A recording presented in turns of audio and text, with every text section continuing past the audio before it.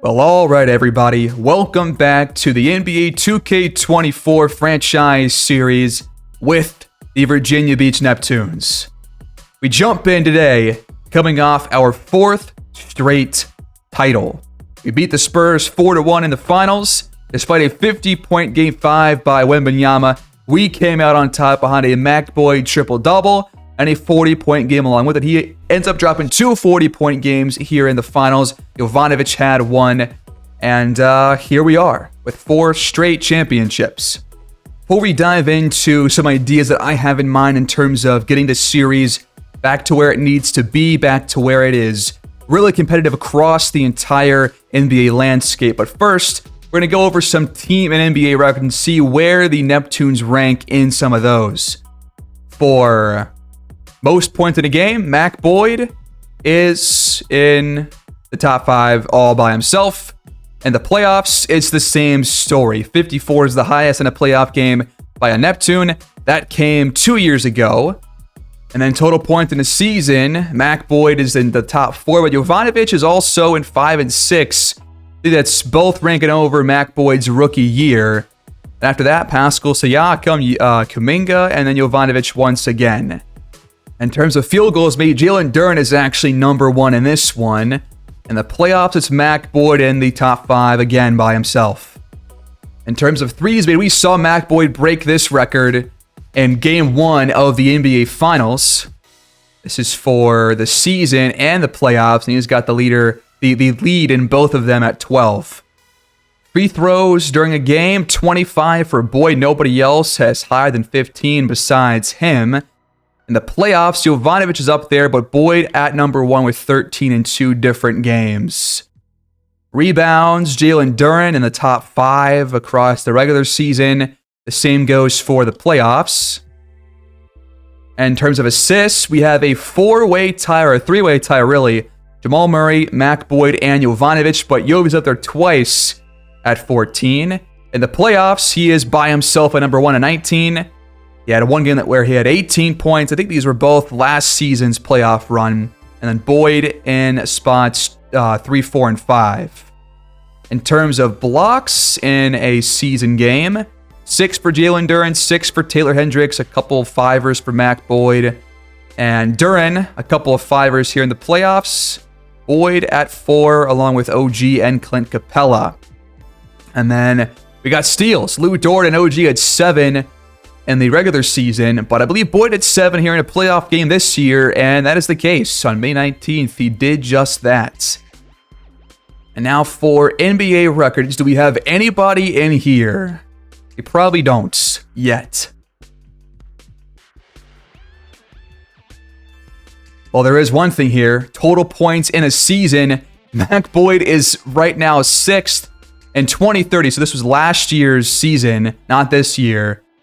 He had the 6th most points scored, only behind 4 years of Wilt and 1 of Michael Jordan. McBoyd is something special. And again, we saw McBoyd break this record this year, at least tie the record, along with Dame, literally 3 days out from being exactly a decade later. So that's pretty awesome. Now, one big change I am going to make, though, is right after the draft and prior to free agency, I am going to make a couple of big trades for actual star players. I'm going to go through contending teams. I'm going to see, what kind of pieces they're missing, and then I'll see if there are rebuilding teams or selling teams that would kind of be willing to part with some players. Now, that might be better fit towards the start of the league year because then you'll have a way better idea of which teams are contending. But if you do it prior to free agency, then the teams will make some different signings. So I think it's better to do it right after the draft. But first, we have player retirements, and it looks like Kawhi is finally done. Clint Capella, who played for us for a little while. Ivica Zubac, Joel Embiid. Kyrie better be on this list, but it doesn't look like he is. He's still on the Spurs, and he's 40 years old. Both Kawhi and Embiid make the Hall of Fame. Kawhi ends up only averaging about 18 points per game over his career, but 5 All-Star appearances, 2 Defensive Player of the Year awards, 2 titles, 2 Finals MVPs, well-deserved. Same goes for Embiid.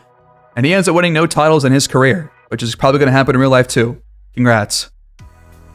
Kawhi does not get a jersey retired, funny enough, but Embiid does with the Sixers.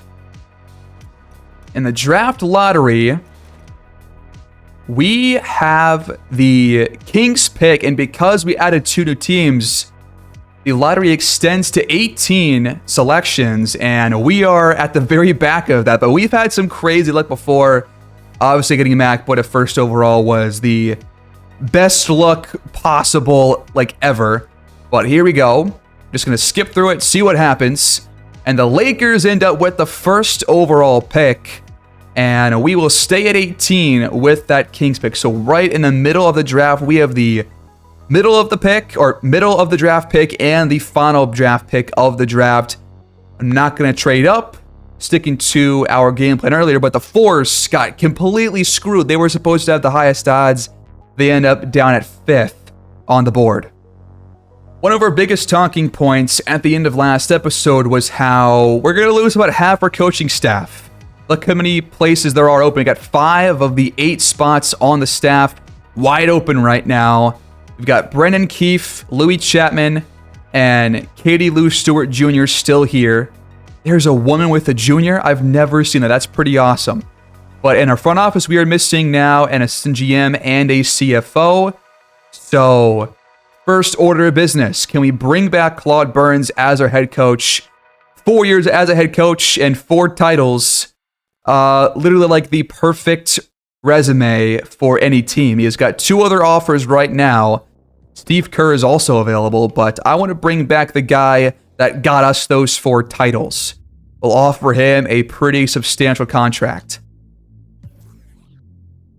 And it looks like we have signed Claude Burns to a brand new 4-year contract worth $28 million in total. About 7 per season. Welcome back on a new deal. But now, we gotta hire all the other spots.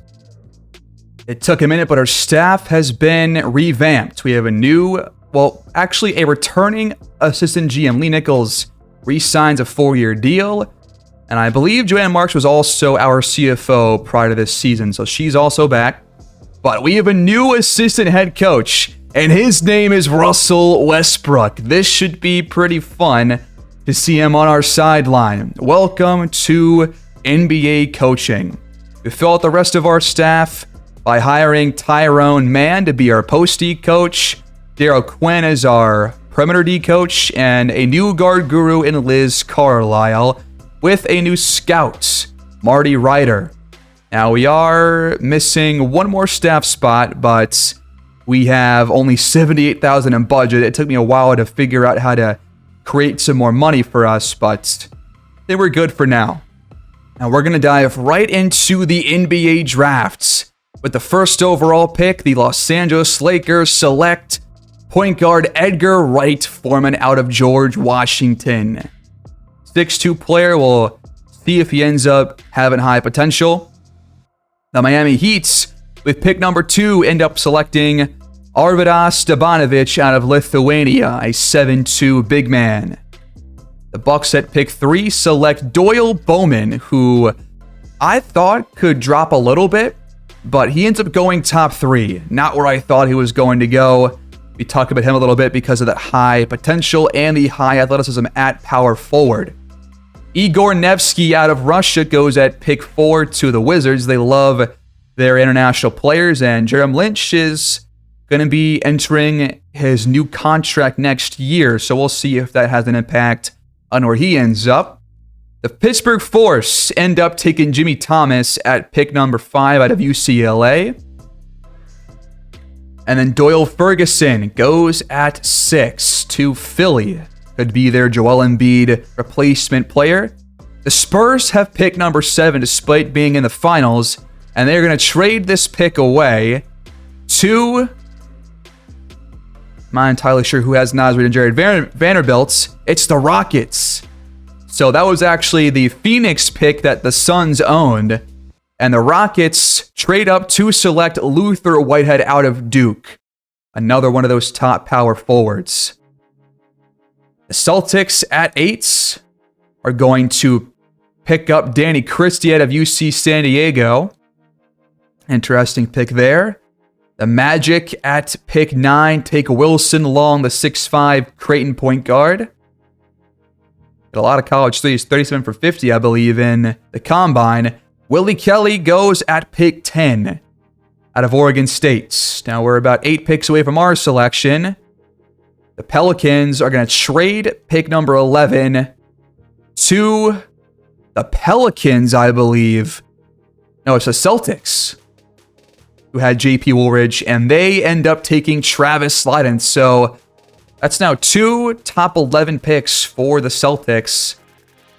And the Jazz next up, they end up trading this selection for Jacob Phillips and a 2035 first-round pick. The Warriors trade up, and they select Vic Cole out of Marquette. So he'll be a bench player behind both Booker and AC Cole, but Vic Cole now joins maybe his brother. Maybe he is the brother of AC Cole. Who knows? We've got like 5 straight trades here. Now it's the Rockets trading out of this pick, and the Cavaliers trade up, giving away Bryce Sensabaugh, and they take Chester Pollard. Another Duke Blue Devil goes here in the lottery. Okay. The Breeze at pick 14. They take Dave Smith out of Connecticut. The Bulls next up. They go Tony Blair out of Penn State. A lot of power forwards off the board here early, which is not what I was hoping. Okin Akyel out of Turkey goes at 16. And now the pick before us, the LA Clippers. They select Tommy Pollard out of Pitt. If you look through the options here, Matt Tinsley has pretty good athleticism. We don't know about his potential. He's only 21% scouted, so this would be a shot in the dark here in the middle of the round, but he's got some offensive ability. The defense is honestly solid. He's got some solid rebounding skills based on these early scouting grades, but obviously don't really know about his ceiling or floor, so that is an option. There's also Harry Bird. Just trying to find guys that have the high athletic profile. Then you've got Henrik Eklund, a athlete, a potential at 69% scouted. Nice. And the offense is definitely not there, but he does have an all-star ceiling compared to Buck Williams. Solid shot blocker, good on-ball defender, good second jump. Not the best three-point shooter, and he misses the wide-open man a little bit too often. So just overall, the offense does not seem to be there for Eklund. But I think it's going to be probably either him or Matt Tinsley. Tinsley is not supposed to go until pick 37, pick 50, or pick 30. So probably later in this draft, which could mean our last pick of the first round. And Eklund is supposed to go a whole lot earlier. If you want to think about going center, you could go center now. But I would want somebody that obviously is not, 6'9", maybe around 6'11" or taller, like Donald Dunn here. But I would also want them to be able to give us some offensive ability and to be obviously a good post defender as well. There's nobody here that's really a great athlete on this list. In fact, outside of the top couple of options, Donald Dunn, Cecil Andrews, and Jose Hernandez, I'm not really too enthralled by any of these players. I'd rather just wait for these guys in the back of the round. So I think we're going to make kind of a ballsy pick here, and we're going to probably end up selecting Henrik Eklund. He's 21 years old, 215, 6'8", out of Sweden, but has that high potential. He's a great athlete. So hoping for some good stuff here. We know a lot more about him than Tinsley, so I feel more comfortable making this pick, especially because he was supposed to go way higher than Tinsley is. So we're going to take him. Henrik Eklund out of Sweden. Essentially, the Matthew Rhodes replacements. Sean Devaney says he's never seen this kid play. Dude, then what are you doing your job for? We're going to keep moving forward. Portland selects Delano Chase at pick 19. The Knicks end up going with Lee Bishop at small forward. The Clippers next up, they take Reggie L. Stanley, who is on the board at power forward, but I wasn't really enthralled by him because he wasn't a great athlete. Leroy Bennett goes a few picks later after us. Cavs back on the clock for their second pick. They take Dion Lyons out of Purdue. The Pacers select Victor Conley out of Wyoming. The Timberwolves, Jesse Elliott, a point guard out of Kentucky. The Hornets go Reynaldo Gomez, 7'3" out of Puerto Rico. That is pretty incredible. That guy said that he was the best interior defender in this entire draft. Donald Dunn goes at pick 27. We're approaching our pick. We'll see how many options are left at center. And the Nuggets will trade pick 28 to the Kings for Kyle Kuzma and Rui Hachimura. And they end up selecting Nico Tavkar out of Lithuania. We talked about him a little bit for this episode. Ronnie Sharp taken by the Raptors. The Nets take Jose Hernandez, who is one of those top centers that we looked at. We're a few picks away. Jonathan Mayo goes to Seattle. The Warriors take Linwood Jenkins out of Illinois State. And the Bulls, before our second first-round pick, select Marcel Gerbad out of France. And now we're back on the clock. I would like to draft a center here, but we only have one guy over 26% scout, and that's going to be Cecil Andrews. And he's only 6'9". So if you take him, he's going to be undersized. He's got the All-NBA ceiling, which is fantastic compared to Wayne Embry, but does he have enough ratings, attributes to make up for the lack of size? 15 and 16 in 2 games in college. I'm not sure how he only plays 2 games worth. But he has solid offensive ability. Cannot really spread the floor through the three-point line, but is a good post defender, good rebounder. Reminds me a lot of Achua, to be honest with you. But I don't know if I want a 6'9" backup center for that long. There are other options, but it's pretty much going to be a shot in the dark here. I'm curious where these guys are projected. Apparently, Andrews could have gone at pick 5 or pick 9 or 15. He's actually kind of dropped here in the draft. So, like, that could be kind of a steal for us. But again, the size is lacking. Where is the next highest guy? 27 and Sports Nation with Chad White. 39 with Dino Petrovic. And then Chad White. And then Corey Hayes and Chad White. So it seems like Chad White is supposed to be kind of the next best center, but we don't really know anything about this guy. That we have put ourselves in a pretty tough spot here. All right, I think my game plan right here is to probably end up selecting Andrews, but I'm curious if Corey Hayes as anything. How can I see his ceiling at 19% when I couldn't see it for the other guy? That's interesting. So All-NBA for Andrews, All-Star for Corey Hayes. I can't see it for Chad White. I can't see it for most other players. All right, I think I'm going to end up taking Cecil Andrews. So we're going to go with 2 kind of guys who are better in defense than offense. But I doubt Andrews gets a whole lot of playing time in his first year or 2. Probably going to make a free agent signing to fill that backup center role. So here he comes. Last pick of the first round, Cecil Andrews out of Alabama. Only took him because of the lack of options.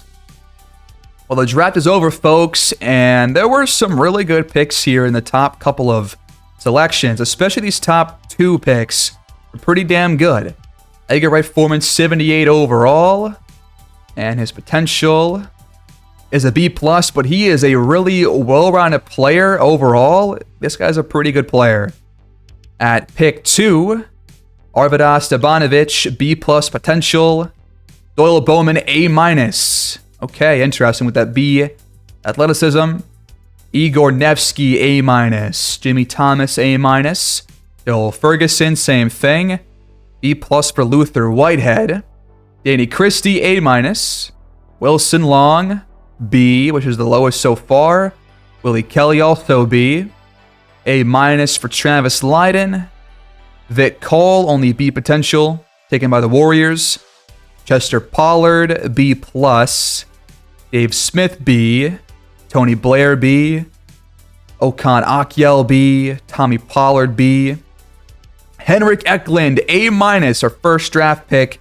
Ends up being a great athlete, solid rebounder, decent post defender, and can actually give us a bit of offense versus what I thought. He's better than we initially saw. So C inside scoring, B- mid-range, but he's only a 71 overall. We'll see how much playing time he ends up getting. He has how many badges? Probably 0, I'm assuming. He's got 1, pogo stick. And at this point in the draft, he was the lowest overall selection, which is obviously not what you want to see. But next up, we got Delano Chase, and he ends up with B potential, but his profile is literally a jack of all trades, master of none. Like, that's pretty incredible. That guy is not bad at a single thing. Lee Bishop, B potential. Reggie Stanley, B+ potential. Leroy Bennett, B+. We could have taken him. Deion Lyons, A-. Nobody has had higher than A- so far in this draft. Victor Conley, B+. Jesse Elliott with the flat B. Same for Gomez and Donald Dunn. Nico Tavkar, B+. Ronnie Sharp, the same. The first A potential player is pick 30, Jose Hernandez, and he was selected by the Brooklyn Nets. So that was a pretty big pick by them.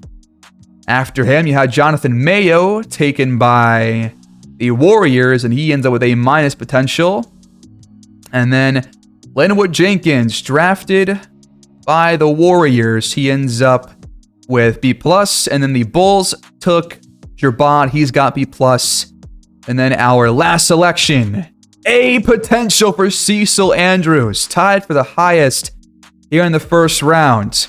Trying to build up this interior for the future once we kind of let somebody else take over. And this guy can actually play some offense. We've got to get him some playing time, I think. He might actually be better fit for power forward at 6'9", but he's only a C athlete, so how much could you really play him there? I'm not so sure, but at least he is on par with the position average. Eklund is going to be a better athlete than on most power forwards, but Andrews, I think, can immediately give us some really solid playing time here with these numbers and these attributes. And he's got 5 badges too. Back down Punisher, Fearless Finisher, Giant Slayer, Masher, and Post Lockdown. So I actually am very happy with this selection. Very happy. Both guys end up being 71 overall players, which is tied for the lowest among the first round. But with those potentials, I really can't complain all that much. In the second round, he had a couple of high overall players. I think we came out with a couple of really good future picks for the future of this franchise. We're going to sign both guys to their 2-year deals. You're going to accept the team option for Wilson Towns, obviously. And now for our qualifying offers. I am not going to extend one to Matthew Rhodes. I am going to let him move on to greener pastures and see, where he ends up, because I think he's going to probably progress up to like an 85, 86 overall player. And he needs to start somewhere else, and I don't think he's going to get that chance with us. And yeah, that's the idea. So Matthew Rhodes becomes a free agent. And before moratorium, let's go see what teams could probably use a couple of new players.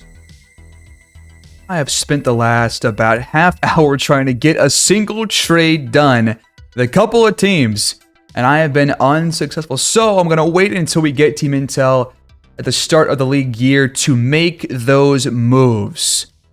But when I do that, we can't trade away any new signings, so it'll only be players that were on a contract last year with those same teams. Without further ado, let's go check and see who the top free agents are.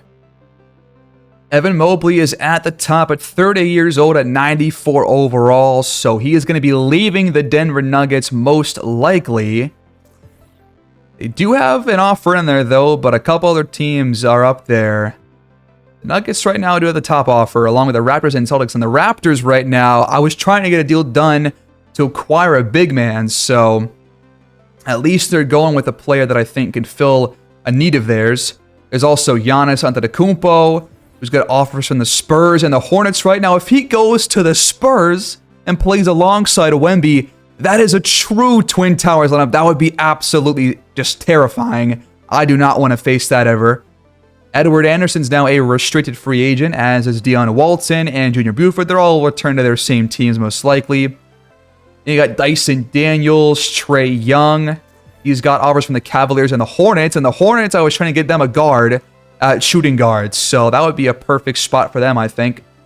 But there are plenty of really good options here. And, looking through the teams at guard when I was trying to go through those trades, it was apparent to me that there were a couple of star players that weren't there. And I think they are the free agent players now. So for us, we're going to skip through and not make any signings here in Moratorium, and we're going to see what other teams do instead, because we already got most of our roster filled out anyways. We're going to have around $28 million of cap room and plenty of signings to be made for us, but the top signings have been completed. Evan Mobley ends up returning to Denver, and Giannis does end up signing with the Raptors over the Spurs. He takes a 2-year, $104 million offer from them. Mobley gets around $61 million a season. The Raptors, they were the team that we faced again in the ECF, and now they add Giannis. They keep around Grady Dick, Scotty Barnes, and Lonzo. That is your next super team, and it's going to be in our conference. Meanwhile, Anderson does re-sign on a big 5-year contract with the Pistons. Walton returns to Utah. And Junior Buford re-signs with the Warriors as well. And I imagine he'll be up to like a 90 overall probably with progression coming up. We'll go through every different team once we get to that point. Delano Collins re-signs with Seattle. Dyson Daniels heads over to the Heat, who are one of the worst teams in the league last season. The Thunder bring in RJ Barrett. They've still got SGA, Holmgren. I think they have Kristaps still, so they are adding to their roster. BI is going to join Deion Walton. Not Deion Walton. I thought he was on the Nets, but I guess he was before. But anyways, he's joining whoever the other guy is on the Nets. It's Josh Giddey and somebody else, but he heads over there. Jalen Williams, I believe, is re-signing with the Clippers. And Kyrie re-signs a 1-year deal to return to the Spurs. But I'm going to try and see if I can acquire a better guard for them, especially because Kyrie's going to go down by a lot, I would have to imagine, with upcoming regression. But we lose Anunoby as a free agent to the Orlando Magic. He takes a 2-year deal to join that team. And those were the biggest signings, but a couple other guys like Malik Monk, Josh Chapman, Brett Patterson all head to a couple of other teams. Last year, we failed to make the, best possible signing here at center. Ben Simmons is once again a free agent. Bassey and Achua are both up there. They match our system. But Mo Bamba's here as well. I like him a lot. I think I would like to potentially bring him in as kind of that backup option. But he's also a good defender, good rebounder, and can knock down threes. So I'm definitely not opposed to signing him. I think he would be a pretty good pickup for us, and we can focus the money elsewhere, because really none of these top guys match our system, and I want it to be a system match regardless of the signing. And I do think that Bamba's probably the best fit, so we're gonna go ahead and make that 7-foot offer. And at shooting guard, there are some players here, including Adrian Morrison, 6'5", 23 years old, coming out of the G League Ignite. And he's got a couple of offers right now from the Thunder, Bulls, Clippers, all for 1 year. He is young, only 23, as I already said. He's got 16 badges, including clamps. He's a pretty solid defender. But a 98 shot tendency. That is kind of scary. It looks like he's going to take a lot of threes. So I got to keep that in mind. But if you do go after him, he's a guy that is going to put the ball in the hoop. 3 years in Chicago, and he improved his numbers every year in terms of points per game. Shoots around, 45% in his career, 38 behind the line, a really good free throw shooter. And I think this guy, definitely a solid option for us. If we really want to go big and, make a big move, that could be the guy. Or we could let somebody else take him. Current offers, we already saw these. I think I would rather let the Spurs or the Hornets or the Thunder take him. And we could go after Quinn Hilliard, who is same heights, 80 overall. Once less money, we can save some and target some other positions with the rest of our cap room. He's got several gold badges, including a lot of ones for shooting. So another offensive piece that you could add. Really good three-point and mid-range shooter, good playmaker. Defense is solid. So I think I kind of like Hilliard more. And I'm curious about his tendencies too. He's got 19 points lower on his shot tendency than Adrian Morrison does. He'll hit some spotted mid-range jumpers. He'll probably take a lot of threes, but hopefully not many contested ones. He loves the contested mid-range like Boyd does and the step-back three. He'll use the glass a lot. I think I like Hilliard in terms of free throw shooting. How is he? 82%. Better from three than Morrison. He also plays in Chicago. So two guys are going to both leave Chicago as free agents, and we're going to bring in at least one of them. Let's go after Quinn Hilliard here and let another team go after Morrison. I'm thinking about letting Eklund and Cecil Andrews split playing time at power forward behind Boyd, and maybe Andrews at center a little bit. So we could target a small forward instead. And Josh Green is available again, and I am still a big fan of this guy. I think he was a big part of our fast break and those first three or the middle two championship runs. And there's also Andrew Wiggins available, but I don't like him as much. Josh Green, he just fits the mold perfectly. Really good shooter, good defender. As I said, I love the fast break that he provides, so we're going to give him another offer to bring him back, maybe like a 2-year contract. And our first signing of the year is Mohamed Bamba to return to Virginia Beach after 1 year out of here. He's back to hopefully spread the floor. I think somebody else I'm also going to offer is going to be Mark Williams. Just in case Mo Bamba does regress a lot in progression, which is possible because he is 33 years old. Williams is just below 80 overall. He is only going to be good essentially at paint defense and rebounding, plus some inside scoring. But he fits that mold, and we're going to offer him a deal. And hopefully he takes it, but not going to offer more than 1 year, I don't think. And Josh Green is going to return to the Neptunes. Welcome back. And our big signing of the offseason is going to be Quinn Hilliard to potentially come in and start. But it's going to be a battle between him and Agbaji to earn that shooting guard role as a starter. But he's got 12 badges. He's a sharpshooting shot creator. He pens a 3-year, $30 million deal. We miss out on Mark Williams thanks to the Brooklyn Nets, so we still got to figure out that potential fourth center to add to our roster.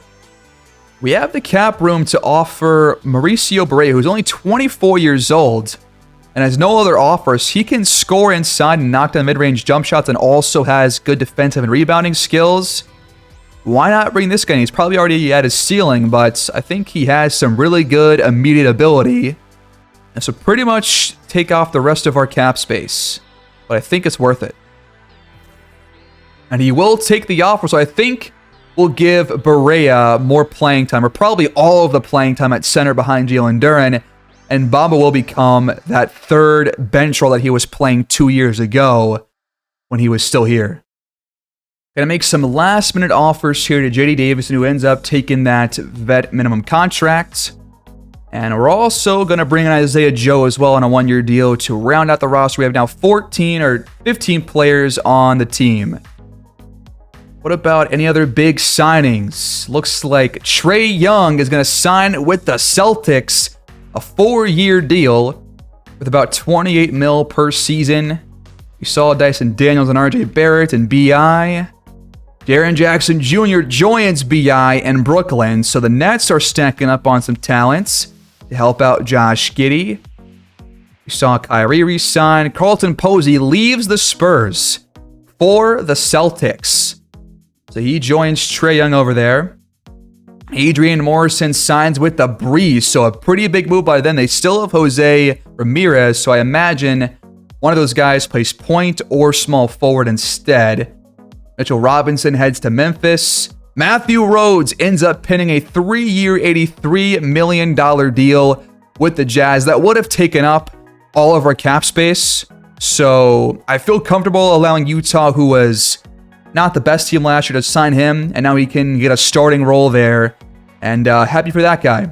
McDaniel signs with Seattle, so they boost up their defense with that pickup. Rock Galobe heads for Phoenix. Christian Tatum signs with the Pelicans. Jesse Wilcox signs with the Cavaliers. Malachi Brandt to the Clippers. Anunoby, we saw that signing. And Dariq Whitehead leaves, I don't want to say Toronto. He was playing somewhere else this past. No, he was Toronto. He leaves Toronto for the Thunder. So a couple of big moves by them. And those were all the big signings that we missed out on. But our biggest one was Quinn Hilliard, about $10 million per year, 3-year contract. He's going to fight for a starting job. Here is the moment of truth for Wilson Towns and for Matthew Rhodes over in the Midwest. I see some good stuff here. Mac Boyd goes up to A+ playmaking, loses some physicals. He's only 25 years old. Jalen Duren loses some physicals as well at 27. Hilliard, pretty much the same player, but Wilson Towns gains a lot of shooting ability, up to A+ mid-range, B- behind the arc, which will really help him out. Good defender, good, well, not good, but solid defender. Good playmaking. IQ goes up by at least 2 letter grades. The potential is still there. He's now around an 80 overall. And how many badges did he gain? I'm curious, if any. I think he has a few more than last year. He's got Silver Guard up, Silver Mini Magician, Bronze Bailout, Catch and Shoot, Needle Threader, and Space Creator. So kind of an all-encompassing badge list. Agbaji goes down by 1, but is relatively the same player that he was. Josh Green, Barea, Wendell Moore, all similar. Bamba does not lose a whole lot, so he might get some playing time. And that's pretty much it for us. Isaiah Joe does lose some, but he's going to be just a bench guy in case someone gets hurt. So not a whole lot to talk about here. I think our team is going to be pretty much good, going to be pretty similar to what we had last year. We have a couple of lower rated players on the back end of the roster, but I think that's expected. But now let's go through the rest of these teams and see what other teams look like. The Nets now should be a pretty solid team. I don't know that they're going to be, a championship contender really with this roster, but they'll at least be a playoff team and probably a decent one at that with these acquisitions. The Nuggets keep around Jokic and Carroll, who is coming into his 4th season, I believe. The last year of his deal, I think. Yeah, so year 4 for him. I'm probably going to trade him away at the start of the year. Despite Jokic being 36, I think it's time for Carroll to find playing time on a team that needs a star tonight, because he can just not come off the bench. I'm sorry. They cannot bring this guy off the bench at like an 89 overall. That's just not going to happen. Mitchell is regressing by a lot. The Nuggets, despite recent Immobile, will not be a contender, I don't think. The Pacers, though, might be, with Murray Bailey coming into his own now at a 85 overall. Several other young players like Peter Montgomery and Karen Cousins stepping up. And then the Pelicans, honestly, pretty well-rounded roster here. A lot of young guys getting better. They acquired Woolridge in the draft after a Celtics trade. The Pistons get some progression for Calbert Miles now. I think they'll be kind of a mid-tier team. The Raptors, one of the biggest signings of the series. They brought in Giannis to really turn themselves into a super team.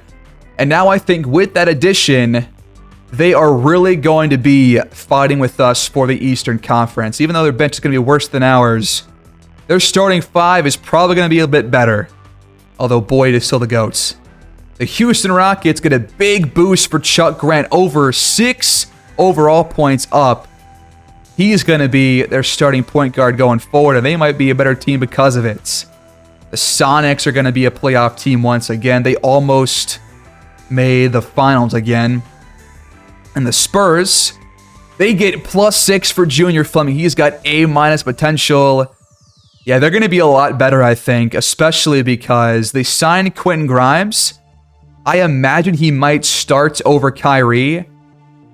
And if he doesn't, I'll probably try and force it if I can. But they look to be a bit better this season. They also signed Cole Anthony, so former Neptune joins them. He's still a really solid role player for them.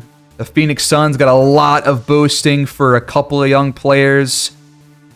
I think they're still probably a year or two out from being a playoff caliber team. The Thunder, though, had some big moves. They signed RJ Barrett. They kept around this really strong core. They signed Dariq Whitehead, and they still have Bobby May, Porzingis, Holmgren, SGA. So I think they'll be another contender this year as well. And I think they made a couple of smart moves, bringing out RJ Barrett to fill in that starting role at small forward, and a new starter at shooting guard as well with Whitehead. So 2 new starters to kind of fix their holes, and I think that makes a lot of sense. So they should be another contender this year. The Timberwolves still have Ant, Towns, and Kessler, but it hasn't worked out for him recently, so I doubt it does this year either. The Trailblazers are starting to lose some regression, or get some regression for a couple of different players. So not sure how much time they have left to really come into their own. But Devin Booker is now regressing. AC Cole up to a 95, but Buford up to an 88. Oakley at a 84. I think the Warriors will still be a top contending team. And I think with their progression and with Ruben May getting better behind Buford, I think their starting five is still great. Their bench improved. I think they're probably all right now, but we could make a trade for them. Who knows? The Wizards, I have no idea if they're going to be good or not. Their roster always looks decent, but never great. So we'll see, I guess. The Sixers get some good stuff here for Chip Hunt, but they are not a very good roster. I think, their bench is going to struggle. I think Jabari Smith as your best, number one option is probably not the way to go. The Breeze signed Adrian Morrison to play alongside Ramirez. So one of those two guys will play at a different position. And they got to sign some more free agents, man. They're still missing a couple of spots here. Like a lot of spots. The Bucks are going to be one of the worst teams. They were bottom 3 this year. They'll probably be back there again. The Chicago Bulls get some good stuff here for Martin Red up to an 85 overall. Alongside Bilal Coulibaly, they let 2 of their top players go and got nothing for them. We'll see if that ends up biting these guys in the ass. The Cavaliers still have Garland and Williamson, but Billy Willis goes up to an 89 overall after his rookie season. He was the first overall pick in last year's draft. So they'll probably be better with that nice little front court duo. And we'll see about them. The roster looks very similar to last year. And the Celtics have made a lot of draft picks as of late. Look how many players they have younger than 25. And they're all on the bench for the most part. And they all progressed this past offseason too. I think they're still a year or two off from being a great team. But they're putting the pieces together here, and they have a lot of potential on this bench and in these reserves. So they're stocking up like the Thunder did in real life these last couple of seasons.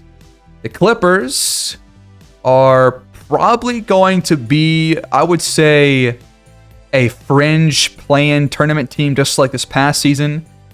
The Force are going to be absolutely terrible. I don't even want to talk about them.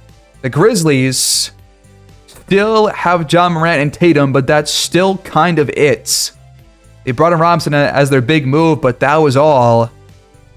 And they need a lot of work to be a better team. I think they're still going to miss the playoffs again with these two as their top stars. The Hawks will probably be another, fringe playoff team, but might miss out. I mean, the Bucks have a similar roster, and they were horrible, but Zach Franklin does improve, so who knows how good they can be. The Heats were a bottom 14 last year. It's going to stay the exact same. They have not made any big moves over the past several seasons. And the Hornets, they get some big improvements for both power forwards Tyson Gilbert and Jeremy Pena, but they did not really acquire that starter level shooting guard. And I think they still could use one. So that might be the move that we force them to make going into this next season. The Utah Jazz retain Anthony Black and Deanna Walton. They've also got Stojic. They also brought in Matthew Rhodes, who ends up not improving a whole lot here.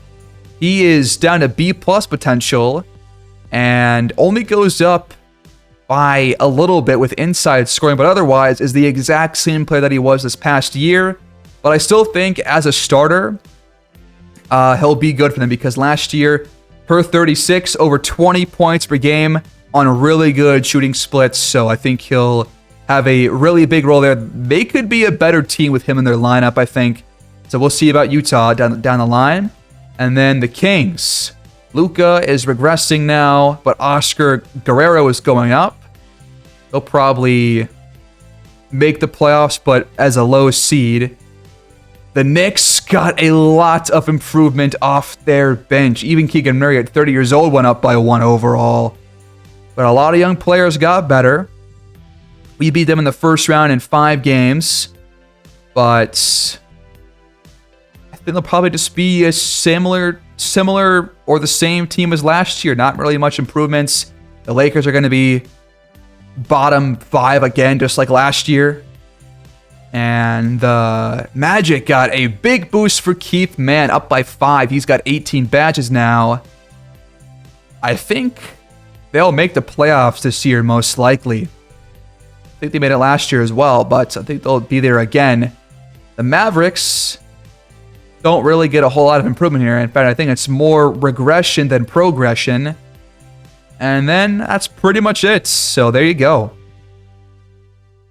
Entering year 9, we're going to open the season against the Thunder again. I think we played them in our first game last year too, right? If I recall correctly. And I'm pretty sure we lost that game as well. And should it be? I mean, that'll be a good litmus test against a top contending team, at least that we think is going to be contending. Let's go check the team intel and see what's going on here.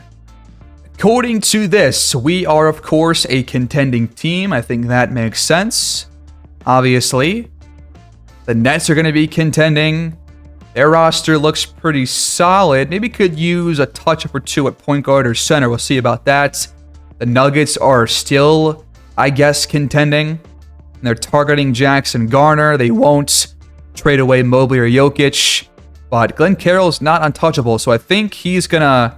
Well, they have him starting, actually, over Jokic. I doubt that's going to be the case. We'll trade Carroll away for sure. The Pelicans are apparently contending. I think they could probably use a center, but they're also got a really solid lineup. The Raptors are going to be contending. I think they made enough moves to where I don't have to make any new ones for them. The Rockets are contending, and I'm not really sure why they're starting 5. These lineups don't seem that accurate to me, to be honest with you. A lot of guys at a high overall coming off the bench. The Sonics are contending. The Spurs are contending, just like last season. I think there's more teams than last year with this label. The Thunder look very good. And the Warriors are going to contend. I think they're... I can leave them alone. I think they're fine. They got some really good boosting, or good boost in the progression. And I think that looks like it's going to be it for the contending teams. Except for the Magic, I guess, who are going to also be contending. So there's like... I think there's 8 to 10 teams this year compared to 6 last year with the contending tag. And they have a pretty good roster too. But that is officially it. The first big move to start year 9 going into the season is going to be Glenn Carroll becoming a Houston Rocket, because both teams are contending, but the Rockets' best center is Sabonis at 71 overall. Their next highest guy is also 71 at 21 years old, so they will trade away Jackie Whittington and 3 unprotected first-round picks in 2032, 34, and 36 to acquire their new starter at center, Glenn Carroll. They actually just declined this offer. Are you serious? What if you give away only 2 first-round draft picks? This would significantly improve your team. How do you not want that? What? Alright, what about just this year's first-round pick? Now they're gonna make it. The Rockets agreed to the offer, and Glenn Carroll is now in Houston. Right after I did that, their status changed back to rebuilding. That makes no sense. They had so much cap space. They still have a lot. But now they have Glenn Carroll. They might still be able to use a power forward. With an effort to boost their roster, the Spurs have traded their first-round pick with a lottery protection and Derek Lively to acquire Amen Thompson from the Celtics. So now, starting over Kyrie, the Spurs will kind of look like this. They're going to have at center, Wemby, Whitmore at the 3, Fleming at the 1, Thompson at the 2, and then probably Vanderbilt as their starting power forward with Naz Reid as their backup center. I think that makes a whole lot more sense than what they were doing. Now, could they acquire another power forward to boost their starting 5 too? The answer is yes. They're going to send Brian Sutton and a second-round pick in 2036 to the Pistons to acquire Chris Murray. The deal is done. So now they will have a lineup of Wemby, Whitmore, Fleming, Amen Thompson, and Chris Murray, plus Kyrie and Quentin Grimes, Naz Reid, Cole Anthony, Anton Kiba off the bench, Jared Vanderbilt off the bench as well. I think they're a lot better than they were this past year with those 2 moves especially. I'm not going to mess with the Nets or the Pelicans. They have some young players filling out the rest of their roster, and I think I would rather let those guys kind of progress on their own and not mess that up. The only other team that could use a different player is maybe a center in Toronto, but they're also negative 13 in cap space. Jerome Lynch is available for trade. Why not see if the Raptors can acquire him and really complete their super team? That could be fun. The last potential move could be a small forward in Orlando, because they're starting, I believe, Julian Strawther at the 3 spot at 29 years old, but he's their worst starter.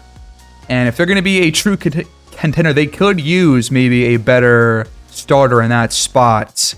Otherwise, I think those are the only 2 moves that I am willing to make right now to round things out. I am not able to trade a center to the Raptors just because they are so far under the cap, or over the cap rather, that they can't sign anybody else. So they should probably start Giannis at center instead. So I'm going to make one change to him real quick. I'm going to make Giannis his second position as center, because it should have been that in the first place. But now they should instead, I think, start John Collins at power forward maybe, and start Giannis at center instead. The final move that I'm going to make right now is going to be sending Bilal Coulibaly from the rebuilding Chicago Bulls to the Orlando Magic in place of Wilson Long, a young point guard that's not going to get playing time, in exchange for a couple of pick swaps and a couple of first-round picks in the future. So, a move to beef up their starting 5. And the Magic and the Raptors are going to be probably 2 contending teams against us in the Eastern Conference this season. The deal is done. I'll try and get our game plan fully set up going into this year between now and next episode. But I think for this year, I think it makes sense to have Agbaji start at the 2 spot and then let Quinn Hilliard be kind of one of those top scorers off the bench alongside Wilson Town. So I think I like that. And then I definitely like Barea as the backup center, and Josh Green can play small forward as a backup. Might go with a 9-man rotation, but I also want to get Eklund and Cecil Andrews involved here. So we'll get those guys some minutes. They both guys, especially Andrews, definitely have a lot to give us off the bench. So we might actually go with 11 men and then cut that down to 9 once the playoffs roll around. We'll see about that, though. I think my game plan going into this year, which could be our final season, is to still have the main focus be on the Neptunes, but I will also start to focus more on, you know, what are the other top contenders doing? Have they made any other trades this year? Have they signed free agents? What's their record? You know, how are they doing? What's going well for them? What's going not? You know, I think I'll focus more on the, you know, top 6-ish teams that are looking at the best after the first episode of the season. So we'll see how the opening day goes. We'll sit after that and see where things lie at the end of the first episode. But after that, I think we'll focus on more of the rest of the league and just kind of get a broader scope in terms of what's exactly going on. You know, is the super team in Toronto playing well? Is it not? Is the Warriors team playing better than last year? Who knows? We'll see what happens to start this next year, but I think as the Neptunes, we made some pretty big moves, but some other teams made some big signings, bigger than ours, and some big trades too.